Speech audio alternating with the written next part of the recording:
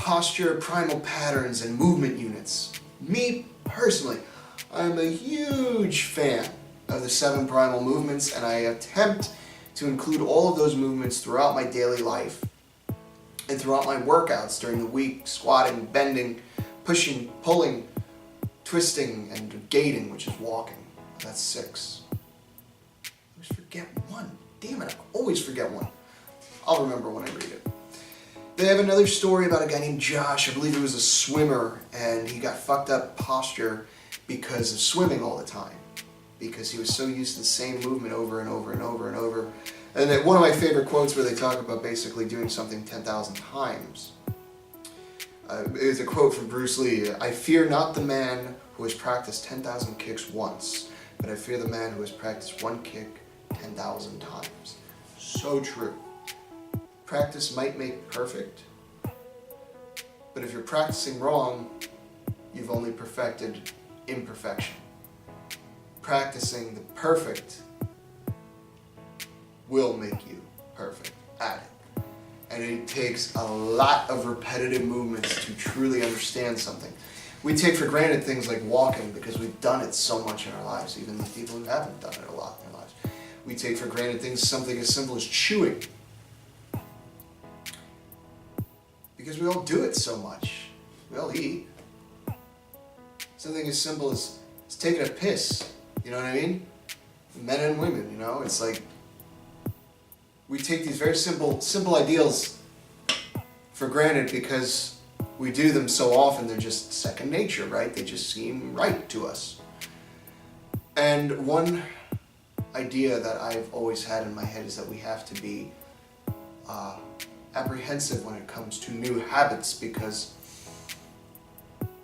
smoking, for instance, which is something I not necessarily struggled with, but I smoked at one point in my life. And I quit, obviously, I quit. I vape now. I'm a vape bro. When I do anything, I vape. I still smoke cigars every year, maybe, if that. Honestly, God, it's been a long time.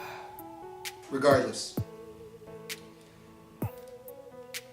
you need to be careful of what habits you adopt in your life, because whether they're beneficial to your betterment or whether they are dangerous and to your fault.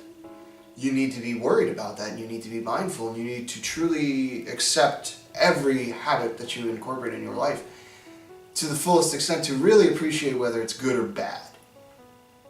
And that's just reality right there. You need to do that.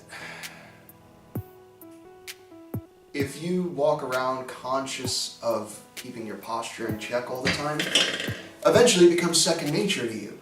The movement of keeping your shoulders back and down, that sort of thing. It becomes second nature to you. And the same is also true if you constantly have poor posture.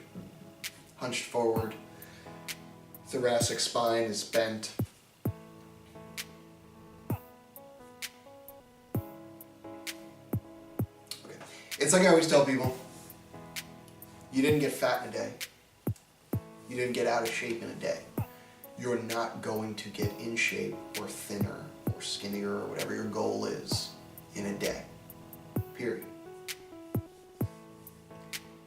But you'll be surprised how quickly you can change your body one way or another. I can get really fat really quick if I stop training and continue to eat the way I do, and even change some of the foods that I eat into maybe less conducive to my health foods. I don't believe in junk food. Not that I don't believe it's a thing. I mean, I don't believe any food is junk. There's no such thing to me. The only food that is bad food is food that would kill you if you ate it. So a steak that's been marinated in radiator fluid, that's bad food. I'm gonna do a video on that. I've already done a video on that. I have to check my notes. I wrote down all my ideas for my Will Talks, and I crossed them out when I'm done with them. I don't remember if I did that one. Back to the book. I just cut myself. This book is strong, dude. It's sharp. This book is sharp. Fuck. Damn it. Get blood on this. Blood on the book. Elliot Hulse's Blood on the Book, coming this summer, featuring Chris Barnard.